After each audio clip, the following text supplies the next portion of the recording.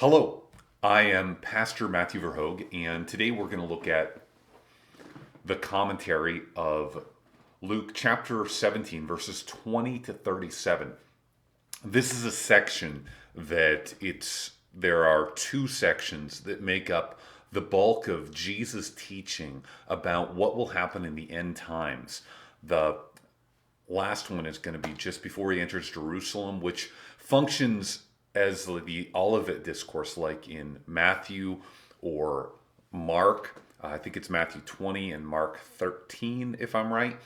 Uh, let's get into the text, and as always, I've got all of the major translations I use laid out. I'm going to make some comments on the translation themselves, and then I will make a little comment on the text. If you ever have any questions about something in particular, I can try to help you. Interestingly, Calvin does not have a commentary of this part of Luke, and so there's not going to be any Calvin moment this week. So, Luke 17, verse 20. This is my translation. But he was asked by the Pharisees when the kingdom of God is coming. He answered them, and he said, the kingdom of God is not coming with... the word here is something that can be closely watched. And we're going to see our first case of how different translations are going to deal with this differently. So all of it is very, very similar, and we get a bit of a change of audience here. Jesus has just healed the lepers in the narrative, and now we get it seems like a total change of subject, and yet one of the signs of the kingdom coming is the miraculous signs that Jesus is doing. And so the Pharisees' question here can be treated with a little bit of suspicion, because they're really ignoring what Jesus is doing. But anyways, they ask him when the kingdom of God is coming. And Jesus says the kingdom of God is not coming with something observable. We see the ESV does signs to be observed. The King James, literally, the kingdom of God cometh not with observation. And the NIV, your careful observation. So is it them looking at it that is causing the end, or the kingdom to come? And the NLT is the kingdom of God can't be detected by visible signs. Now, the particular word here is paratreseos. Again, my pronunciation is always horrible of Greek. And the lexicon has the simple meaning is to watch closely or diligently, to watch closely or to guard. And there's a similar word, paratreo, which they watch day and night in order to kill him. So Paul, when he's stuck in the city, they're watching the gates. And here, the kingdom of God doesn't come in such a way that it can be closely watched. And the question here, and most commentators say, like, the signs to be observed is talking about big astrological signs. So this is the equivalent of the Pharisees, sort of like the blood moons. We get this kind of thing nowadays, where people are always looking for these big signs of the end to come. And Jesus says the kingdom's coming isn't going to be with these big signs. Now that draws a little bit of a question, because we're reading Luke's gospel, and we know that at the beginning there was a star of his birth, there was the angel's appearance, and yet the big sign of the kingdom, I think what Jesus is getting at, the big sign isn't something big up there. It's the fact that Jesus Christ was literally standing before him. And let's see Jesus answer it, and let's see if we can see this. So, verse 21, nor will you say, look here or there, for behold, the kingdom of God is among you. And here's another translation issue. We're going to see there's a lot of issues here. But I think, like, this text, simply, it means that, like, the kingdom of God is right there, because the kingdom of God is principally in this moment in the person of Jesus Christ. And after Jesus leaves the earth, it's going to be in his church, empowered by the Spirit, his body, which is the kingdom of God here. So in this, we get a theological concept of the kingdom of God. And the kingdom of God is, it might be the most important theological concept in the Gospels. And the kingdom is not just this future idea of an inbreaking of God's kingdom at the end, but it's actually present right at this moment. It's not this thing out there, but it's among you. And this is a translation issue here, and we're going to see a bunch of different things. So the ESV is, it's in the midst of you. The King James has, this is the most literal. The kingdom of God is within you. And this can be a little misleading because I think it's pretty obvious to say that, like, literally it says within you, but the you here is not a singular. It's not within a singular person. It's within plural. It's within you. And it's a little obtuse, and we generally think of within as like within the person, but it's within the people of Israel. And I think it is within, which is why these translations do it in the midst of you, and it's in your midst.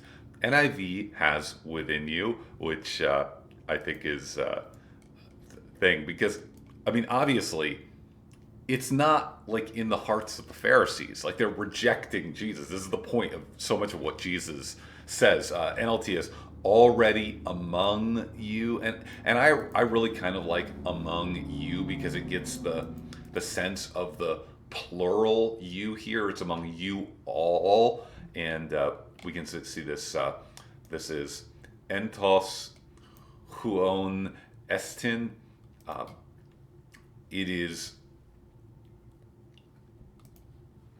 It is among you. It's in your midst. It's being in you. The kingdom of God, basileia totheu. And so basically what we get here is that the kingdom of God is what Jesus is doing. And their foolishness in asking this question is that, like, if they had been paying attention to what Jesus is doing, they would have recognized the kingdom's emergence. We might think back here to when Jesus talked about the kingdom of God being like a mustard seed. It's something smart, small, and it's almost imperceptible, but it's going to grow. Now, after these verses, and there's probably a bit of a break here. Entos, adverb, placed within, inside. So it's among you, in your midst, and in your midst, perhaps Luke 27, that's entos. All right, verse 22. And now we get a change of subject here, and continuing on, because he said to the disciples. So there's a change in reference. Before he was speaking to the Pharisees.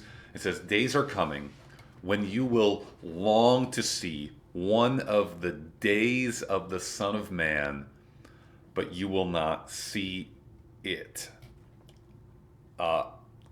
This is an interesting concept here, because it says days of the Son of Man, and oftentimes like it'll speak singular even in this text. And the best answer is probably the days of the Son of Man refers to the fact that Jesus is there right now, and he's going to be there in the future. This Son of Man reference obviously to Jesus, and we're going to see that as we go along in the text. All the translations here are pretty much the same. NLT, when the Son of Man returns for the days of the Son of Man, which that is literally what it means, but it doesn't say Son of Man returns. It just says days of the Son of Man, and that's the reference here we're going to see. And verse 23, and they will say to you, look there, look here, do not go out or run after them. And there is this concept here that Jesus' disciples are going to not see Jesus, and we're going to see why that is. Jesus gives very specific advice. Don't be looking here or there. Do not run after these people who are saying, Jesus is like over here. And we got to think about this in terms of a time without, cell phones and without communication, that these sort of rumors of things, I know we still get all these conspiracy theories and stuff, but these rumors of things go in and around everywhere. And we need to make sure, do not go out after them.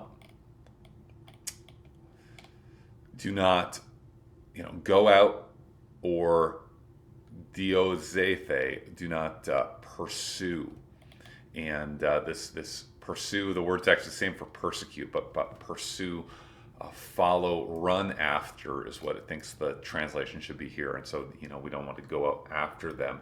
And Jesus is going to say the why. So you don't have to be, looking for Christ in the world for, verse 24, and this is about the days of the Son of Man. For just as lightnings, it's the same word here. A lot of translations do lightning flashes, but it's lightning. So that I love that. Lightnings from one part of the heavens to the other part shine. So just as the lightning, like lightnings across the sky, as that is bright, as it shines, so the Son of Man will be in his day. And we have to think about people who lived in an era before artificial lighting. We're so used to light everywhere, and how bright lightning was. That is how obvious the Son of Man in his day. Now it says the days of the Son of Man. Now it's singular, his day, which I think refers to the fact that his coming is going to be a singular coming. Jesus isn't coming back twice. Some of the translations here have, so ESV, lightning flashes and lights up the sky from one side to the other, so will the Son of Man be in his day. And the King James has the same. For as lightning that lightningeth out of one part of heaven shineth unto the other part, so also shall the Son of Man be in his day. The NIV, this is the thing that bugs me about the NIV. They flip this sentence around for no reason. For the Son of Man in his day will be like lightning, which flashes and lights up the sky from one end to the other, which is very paraphrastic. But anyways, and it's just comparing his appearing like lightning. And I think this gets to a fact of Jesus coming that we just have to take as paradigmatic. Jesus coming back, the Son of Man coming back in his day, is going to be completely obvious and visible to everyone, just like lightning is visible. I think this rules out the possibility that some commentators of a certain perspective have, that Jesus will come back secretly first and then obviously the second time. And I think this is just totally crazy. And Jesus is saying his return will be obvious to all, and we're going to see why that is as we go through. But first, verse 25, but first he must suffer many things and be rejected by this generation. And so we see this often throughout the Gospels. Jesus again predicting his suffering and his rejection by this generation. That is the Jewish people of the day. And we just talked to the Pharisees who were asking about the kingdom of God. And so the kingdom of God is here, but the day of the Son of Man is still coming. These are two different things. But first he's going to be rejected. And we know that, thinking back to the longing, you will long to see one of the days of the Son of Man. He's coming to long to see one of the days of the Son of Man. And the reason why they're longing is that his death and subsequent ascension to heaven is going to mean they are separated from Jesus, and they're going to long to see this because, well, they're going to be having that difficulty as well. First, he must suffer, and must here is the interesting word. It is day, which is, this word means it is necessary. So it's necessary Jesus suffer before the Son of Man. So this is his first coming, which is going to end in his suffering and death. His second coming is going to end, well, we will get exactly what that is as we read the text. Verse 26, and just as it was in the days of Noah, thus it will be in the days of the Son of Man. One interesting translation note is that the King James translates Noah's name Noé, which is not how we're used to. Most of the names in the English New Testament are sort of filtered through the Latin versions and get passed down to us. And so the King James, going with a more literal Greek, goes Noé, which, as you can see in Greek, if you can read it, Noé. That's literally what it says, but we get Noah, which, is neither here nor there. Verse 27, so they were eating, drinking, marrying, and given in marriage until the day when Noah entered into the ark, and the flood came and destroyed them all. And all the translations here are very similar. And the big idea here is that everything was going on normally. And we think back to Jesus being asked by the Pharisees about the signs and stuff of his coming, and really, like, the sign of Jesus coming when he's talking here is that everything is going to be going pretty normal, and people think that life is just going to go on until the end, like just going to go on, but then boom, one day it happens very quickly. The other perhaps implication here, and we're going to see it in the second example Jesus gives, is that in the days of Noah, violence covered the earth, Hamas, and so there's probably, and this gets to a lot of, like, lawlessness will increase. We see in Thessalonians. And so in the Bible, we see all of these times where one of the signs of the end times is that things are going to be bad, and perhaps the godly people are going to be suffering. But the biggest takeaway here is that it will be sudden. And, we get back to the lightning flash again. Lightning flash, very sudden moment. Likewise, just as it was in the days of Lot. Interesting, the pronunciation of Greek Lot. This is just a funny thing. It's Lot, which is just so hilarious. You keep calling him, Abraham and Lot, which is just a funny name. But anyways, in days of Lot, they were eating, drinking, buying, selling, planting, and building. I don't think there's anything particularly in the, difference in here and there, but, they're doing everything normal. Oh, yeah. You see, like, this is what it literally, and all of these translations are so similar. And the NLT just, like, goes off the script here. And the world will be as it was in the days of Lot. People went about their daily business. Like, this whole, thing, like, that's not in the text. Like, you understand eating, drinking, buying, selling, farming, and building. Like, this makes, like, why put that? Why make the translation longer than it needs to be? Anyways, it's just my rant about the NLT today. But on the day when Lot came out of Sodom, so this instant moment, and when Noah went into the flood, and we get to see here something in particular, and this gets to the idea that I don't believe in a secret rapture, but I do believe in a rapture. Like, the godly are going to be rescued out of the world before the judgment comes on the ungodly. But I don't see that as a big period. But when it comes, it will come. The judgment is going to come suddenly. And that's, I think, what the teaching here.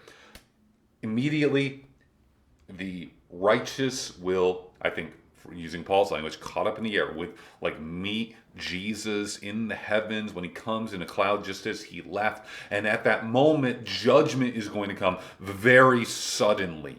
just like Lot, he's just going, and like the story, he barely escapes. Noah, like the ark just closes, and just when that happens, boom, the judgment is coming down. Fire and brimstone, literally sulfur. I just like the word brimstone, rained from the heavens and destroyed them all. From, oh, they have heaven.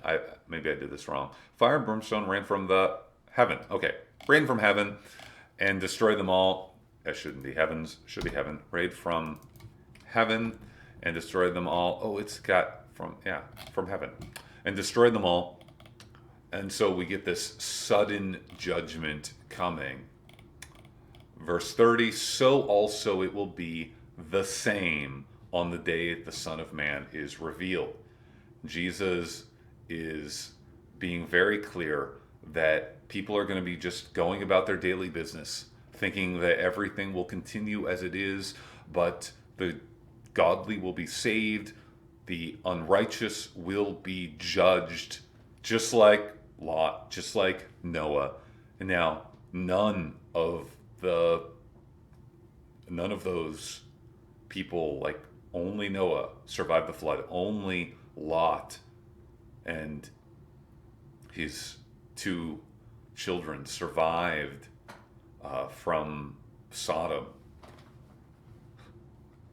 You can see the ridiculous NLT. Yes, it will be business as usual right up to the day. That's not bad. I just can't even. I'm not even going to NLT anymore. Okay, just maybe I'm going to leave it out just so I don't rant about what ridiculous. It will be the same. That's the word, the same there. Tau, au, tau. And now we get this interesting question. And in Matthew and Mark's telling of this, in the Olivet Discourse, we get this advice, let the reader understand. And you get this line, those who are in Judea, like flee to the mountains, those who are in Judea. And this reference, I think very clearly is talking about the events of AD 70 when the general Titus destroyed Jerusalem and all the Christians had fled the city. It was one of the key moments in the early church because they had this prophecy of Jesus. And here in Luke, I mean, it's clearly not talking about the events of AD 70. It's talking about like the end of time. And you have to wonder how specific this advice is on that day. So that is the day of the Son of Man. Anyone who is on the rooftop and his goods in the house, do not go down to take them away. And likewise, he in a field, do not turn back for the things behind you. That's sort of an awkward translation. But that's literally like the things that are back there. And I think it's referring to like goods in the house, things in the house. A lot of translations don't translate that because it's just awkward to translate. And this judgment is coming, and don't go back. And so on that day of the Son of Man, are we supposed to like go out to Jesus? Like what exactly here? I think the metaphorical reading is a little better here, that in our lives as we approach those moments, we have to not be focused on the goods in our house, the things that we have to be focused on Jesus. And people who are focused on these things are not going to escape the coming judgment, which nicely aligns with everything Jesus says. Then again, if trumpet sounding, Jesus appearing in the sky, don't go back into your house. Okay, just don't do it. All right. I don't know exactly what it's going to be like, but this advice does sound kind of specific.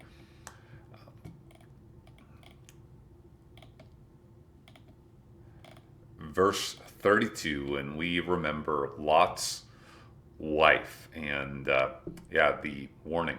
Don't be. We're supposed to be salt and light, but don't be that salty. Remember Lot's wife. And Lot's wife, of course, in the Bible, that's in Genesis.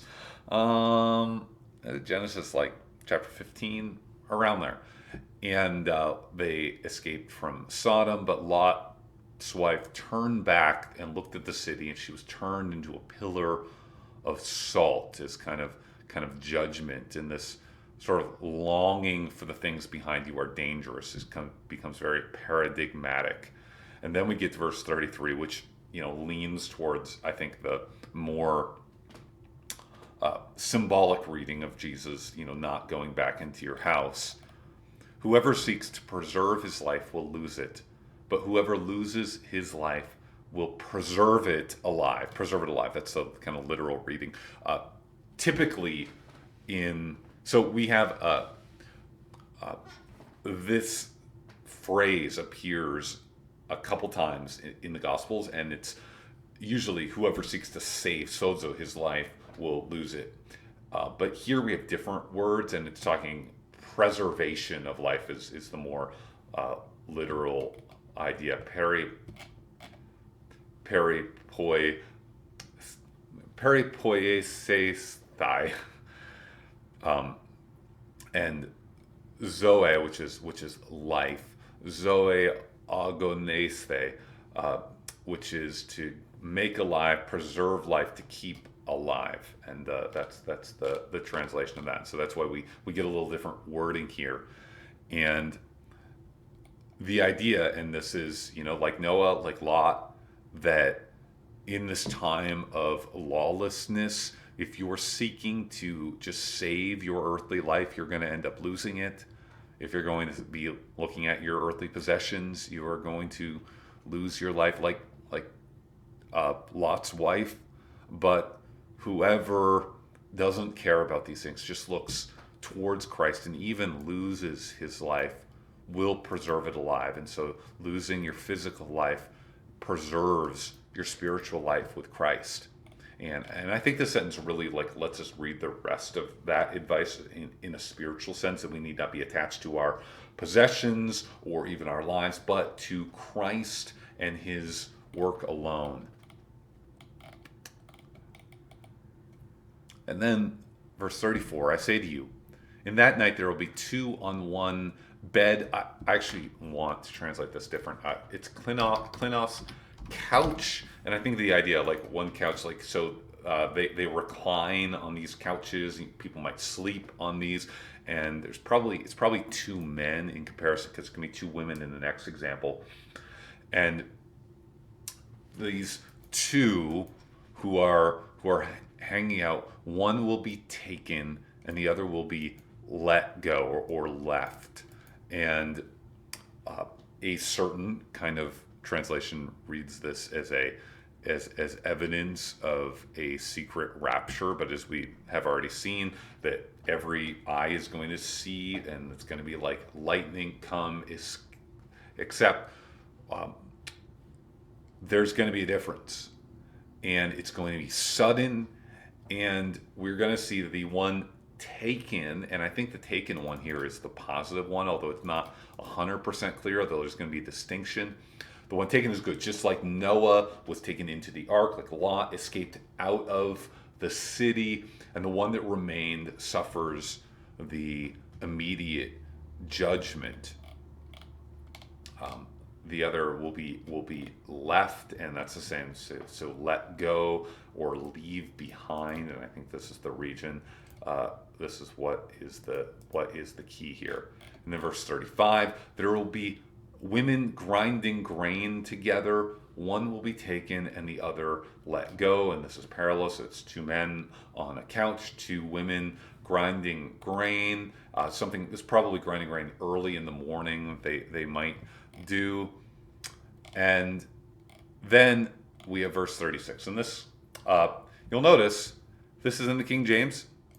36 gets skipped over in the ESV, the NET, the NIV, the NLT, and in the Greek, the nestle along Greek text. And basically, it's because no early Greek text has this verse. None of them do. It's only very late, and it's mostly in translations. It does find its way into Erasmus's received text, which is what the King James is based on.